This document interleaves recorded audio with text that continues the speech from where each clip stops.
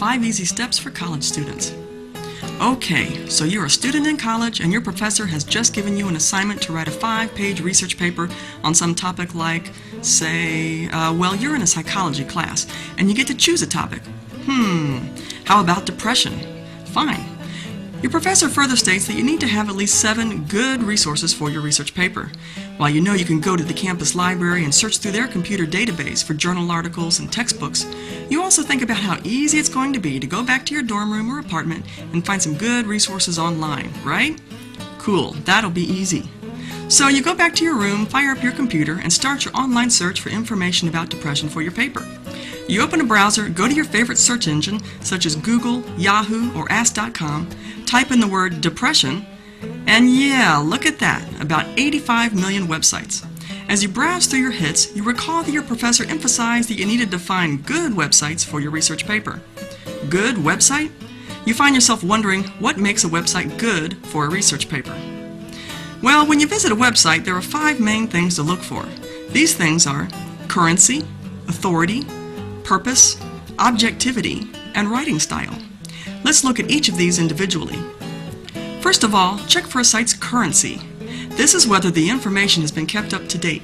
You can often look at the bottom of the web page to see when information was last modified. If the site hasn't been updated in some time, then go ahead and skip that one.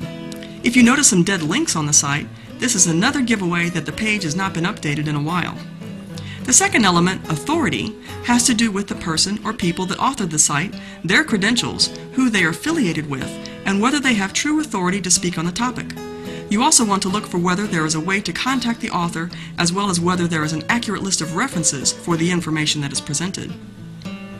Third, when you review a website for its purpose, you are trying to figure out whether it is commercial, informational, educational, persuasive, for entertainment, or even just a hoax. Not only does a careful look at the content help you determine this, but the URL or web address itself can help. The more trustworthy sites are ones with addresses that end in .gov or .edu. Ones that you have to be careful of include .net, .org, and yes, even the .coms. The fourth thing you want to look at is the objectivity of the site. Is the information biased, that is, presenting one side of the issue unfairly? Is the author known to have a biased point of view, or is he or she associated with an organization with an agenda? Sometimes this is easy to spot, while other times it's rather subtle. Also, stay away from sites that have a lot of advertising, irrelevant clutter, or junk on them. This can bring into question whether the site's main goal is to present information or to make money from its visitors. And finally, check the site's writing style. Here you want to evaluate whether the information is presented clearly, legibly, and without errors. If there are errors in spelling or grammar, or the information is just written poorly, then this is probably not a good resource to use for your paper. Let's go back to that search you did on depression and look at some of the top hits you got.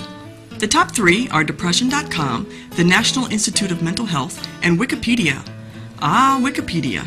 That site has become very popular as an online encyclopedia where entries are created and updated by people all over the world. Unfortunately, since this is the case, Wikipedia is actually not a good resource to use for a research paper. Anyone can change the information, introduce bias, and even put up information that is false.